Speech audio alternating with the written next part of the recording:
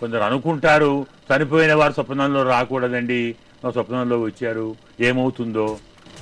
వారు కాదు, పరమాత్మ వచ్చారు, భగవంతుణ్ణి ఆరాధించారు, భగవంతుణ్ణి ఏదో అడిగుంటారు, మీరు ఇస్తాడో లేదో ఆ రూపంలో చెప్పుంటాడు.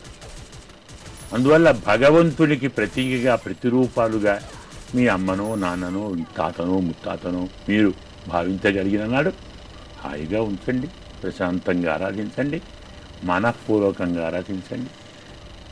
ఆరాధన మనఃపూర్వకంగా అయితే తప్పకుండా ఫలితం కలుగుతుంది.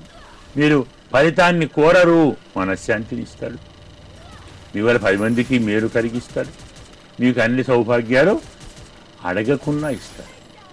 అందువల్ల సత్పురుష ఆరాధన సర్వశాస్త్ర సమ్మతం. మరొక సందేహం అండి, రవీందర్ గారు వికారాబాద్ నుంచి రాస్తున్నారండి. పరాశర